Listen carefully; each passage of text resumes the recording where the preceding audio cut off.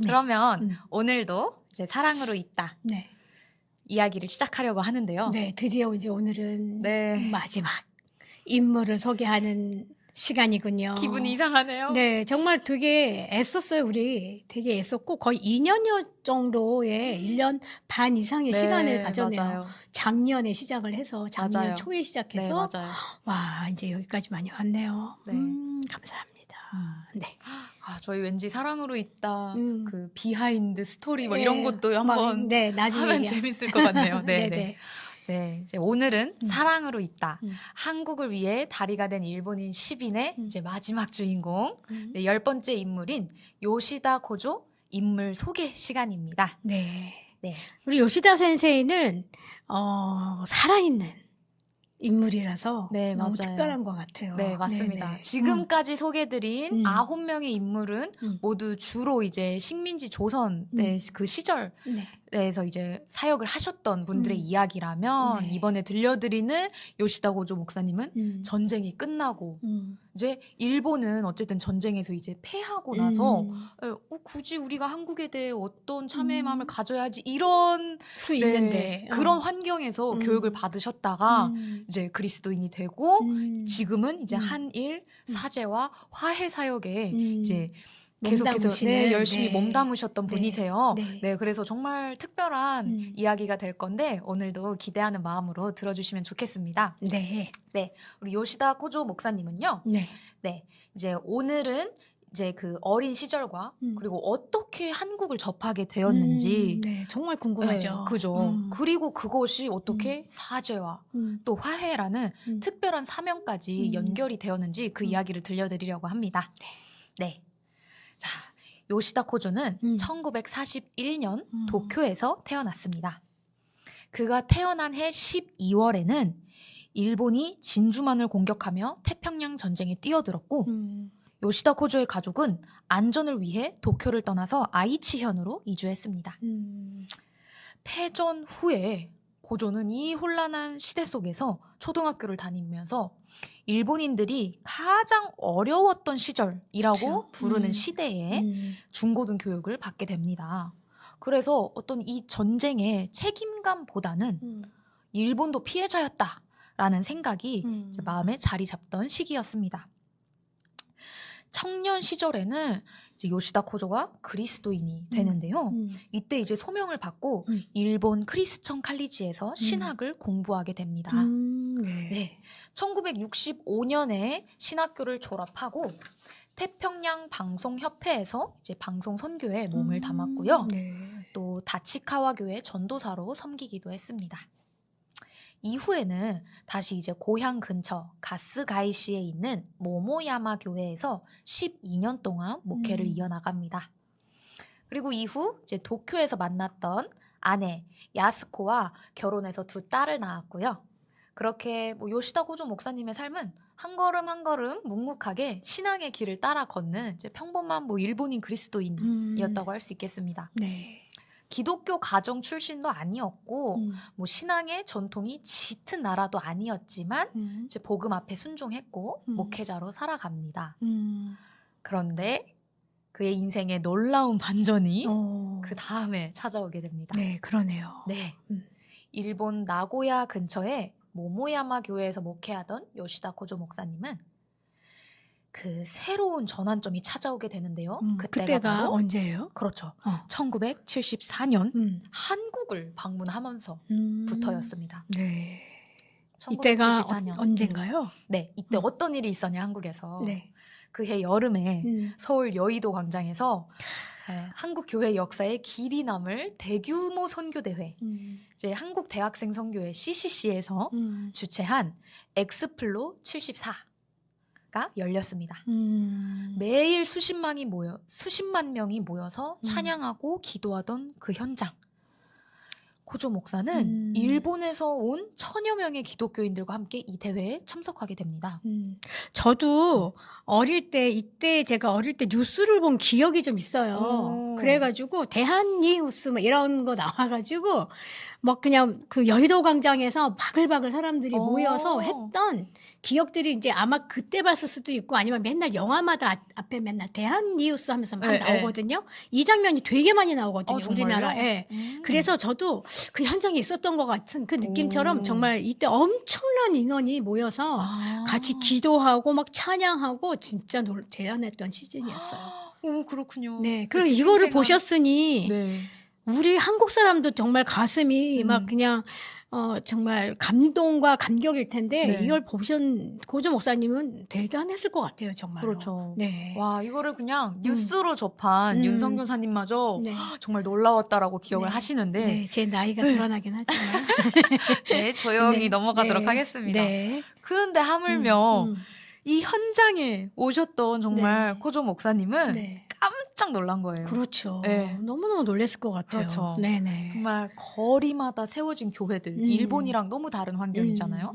거리마다 세워진 교회와 또 수많은 성도들, 또 그들의 너무 뜨거운 기도와 찬양의 그 열기까지 느끼면서 와, 정말 일본에서는 상상할 수도 없고 그러면서 이제 한편 궁금증이 들었던 겁니다. 무엇이 한국 사람들을 이렇게까지 움직이고 있을까? 네. 그러게 말이에요. 네. 이 질문이 이제 코조 목사의 마음속에 깊이 자리를 잡게 됩니다. 네. 그리고 어떤 이야기가 펼쳐질지 기대되시죠? 네. 그래서 이 엑스플로 74 이후에 요시다 코조 목사는 여러 차례 한국을 방문하게 됩니다. 네. 정말 한국과는 전혀 상관도 없다가 정말 이 대회를 통해서 한국의 그리스도인들의 모습을 보면서 한국에 이제 여러 차례 방문을 하게 되는데 그렇죠. 거룩한 도전을 받으셨을 거예요. 맞아요. 정말 이들의 열광하는 하나님을 찬양하는 그 많은 사람들이 땅볕에서 그냥 앉아가지고 진짜 고생스러운 되게 장소였거든요. 편안하지 않았어요. 그리고 사람마다 막 부대끼고 그랬는데도 거기서 찬양하고 기도하고 막 목놓아 기도하고 또 막 통성 기도하고 한국 사람이 봐도 아마 감동인데 엄청난 도전을 받으셨을 거예요. 그렇죠. 거룩한 도전을. 네, 그렇네요. 네. 그래서 그 엑스플로 74 이후에 두 번째로 한국에 오셨을 때 이때 정말 그의 삶과 사명이 완전히 달라지는 계기를 맞이하게 됩니다. 네. 요시다 코조가 찾아간 곳은 어디였냐? 경기도 수원의 남쪽 한 작은 마을의 교회, 바로 제암교회였는데요. 그렇군요. 제암교회는 어떤 역사를 가지고 있냐면요. 1919년 3.1운동이 전국적으로 일어나던 그해 봄, 이곳에서도 독립 만세운동이 일어났고 이것을 탄압하기 위해 일본 경찰과 군인들이 마을을 찾게 됩니다. 이제 경찰들이 마을 사람들과 성도들에게 교회로 모이라고 명령한 뒤에 모두가 교회 안으로 들어가자 문을 잠그고 탈출할 수 없게 만든 다음 그 교회에 불을 질렀습니다. 그날 제암교회는 순식간에 순교의 현장이 되었습니다. 요시다 코조 목사는 그 현장을 직접 두 눈으로 확인하고는 말로 할 수 없는 충격과 참담함에 잠기게 됩니다. 이후 1960년대 후반에 일본의 오야마 레이지 목사를 중심으로 사죄 재건 위원회가 구성이 되고요. 이 불에 탄 제암교회를 다시 세우는 사역이 시작됩니다. 이들은 성금을 모아서 교회를 재건했고 또 한국 감리교회의 협력을 받아서 1970년 제암교회가 다시 그 자리에 세워지게 됩니다. 네. 그러니까 우리 이 제암교회 사건은 지금 들어도 너무나 끔찍하죠. 네, 너무나 끔찍한 상황이고 사실은 이제 일본 크리스찬들이 한국에 와서 그 평화의 그 뭐 박물관 같은 데 있잖아요. 기념관. 그런데 가면 못 보겠다고 그러더라고요. 정말 우리가 이랬을까? 저번에 마츠바라 사토루 센세이가 평화기념관 갔는데 어떤 초등학생이 지나가면서 일본인이다 그랬다고 했잖아요.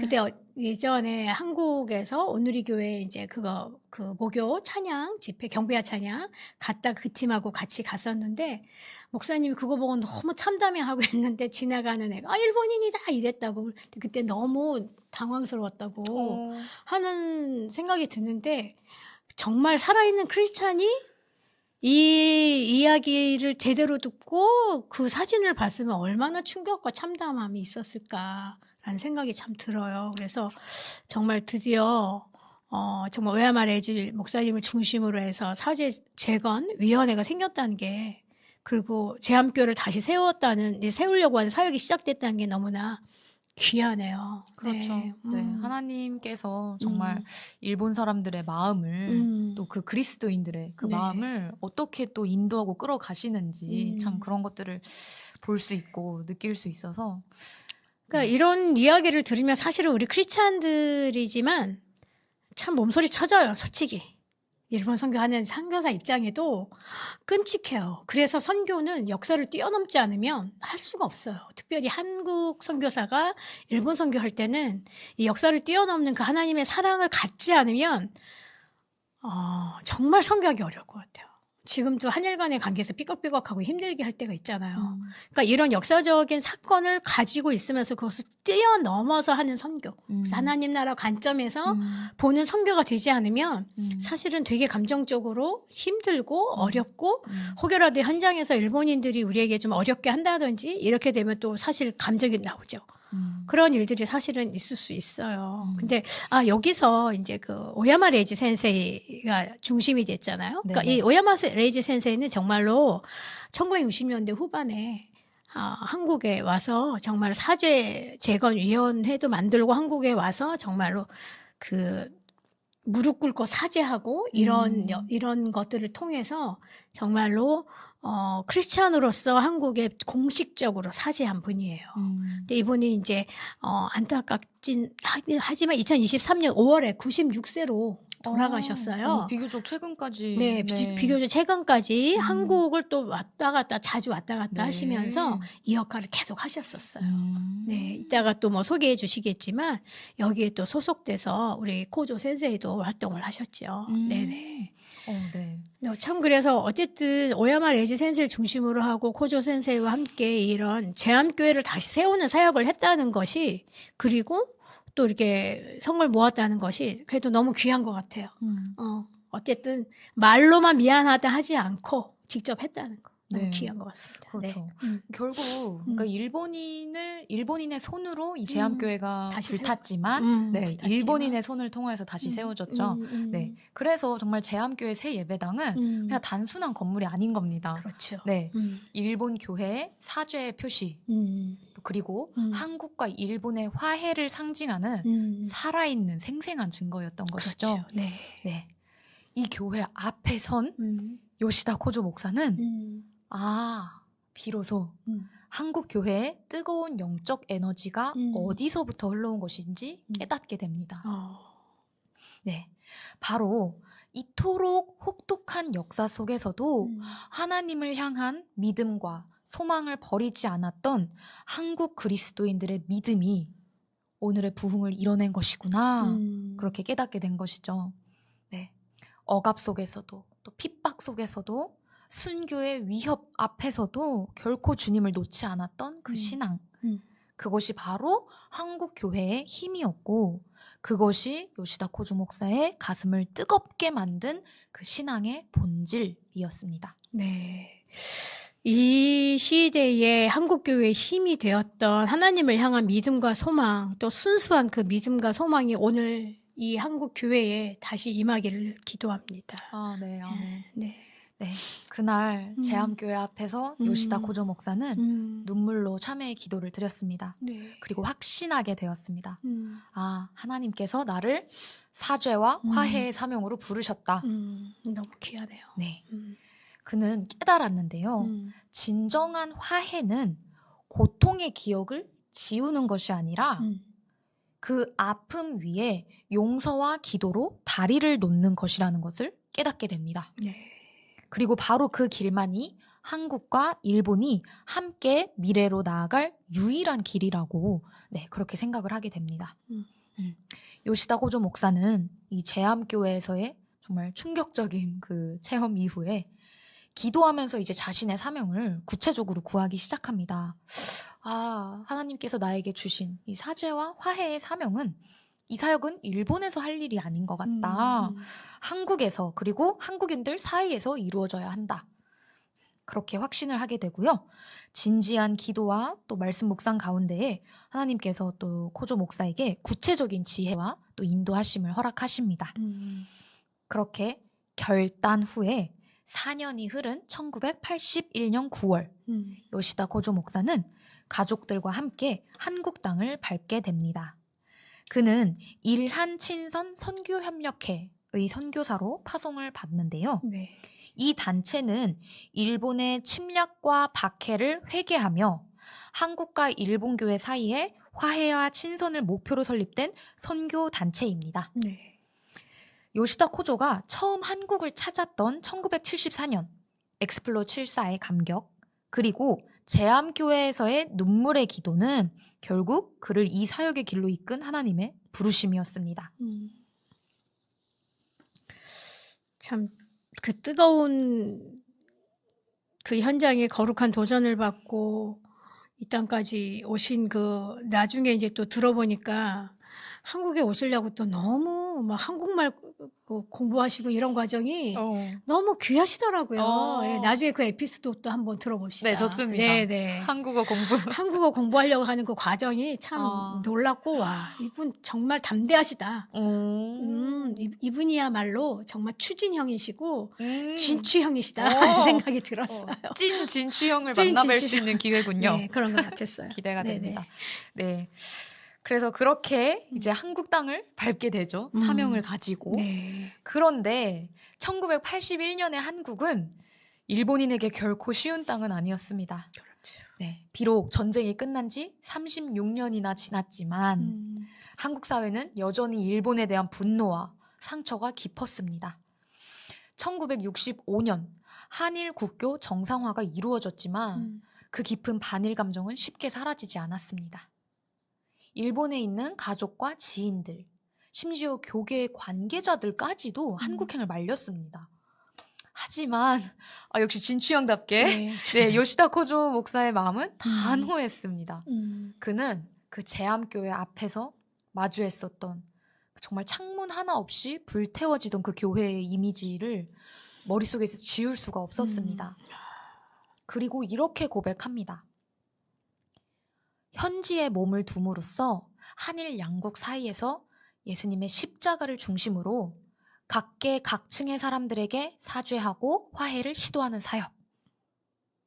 그의 마음은 이미 고통의 현장에서 피어난 복음의 씨앗을 따라 한국 땅에 깊이 뿌리 내리고 있었습니다. 네. 그렇군요. 그러니까 이 뿌리를 아무도 잘라낼 수가 없었던 흔들어낼 수 거겠죠. 없었겠죠. 네. 오늘 이렇게 오늘도 다리를 놓는 사람 요시다 코조의 인물편을 나누어 보았는데요. 네, 오늘 목사님의 어린 시절 그리고 어떻게 한국을 만나게 되었고 또 사죄와 화해라는 그 특별한 사명까지 품게 되었는지 얘기를 나눠 보았는데요. 네, 다음 시간에는 이제 구체적으로 이 사죄와 화해 사역을 어떻게 한국에서 이어나가셨는지 그 이야기를 한번 나누어 보려고 합니다. 네. 기대가 되고요. 사실은 이분의 이 걸음이 이제 뭐 또 소개가 되겠지만 그 가족들까지 이어져서 계속적으로 되어가고 있는데, 저는 정말 이 사역이 이제는 한국과 일본에 더 제대로 탄탄하게 이 사역이 좀 진행됐으면 좋겠어요. 이제 한 분의 목사님의 사역으로 끝나지 않고 또 뭐 2대, 3대로 가족으로만 끝나지 않고 좀 한국 교회와 일본 교회가 이 정신을 이어서 정말로 서로가 친구가 되는 사랑으로 있는 걸음으로 연결될 수 있었으면 좋겠고, 그래서 이제 블레싱 재팬이도 그 역할을 하면 참 좋겠네요. 네. 아멘. 네. 네. 정말 인상 깊은 이 마지막 10번째 주인공의 이제 인물 소개가 끝났는데요. 네, 다음 사역 시간도 정말 기대해 주시길 바랍니다. 네. 오늘도 난 이 길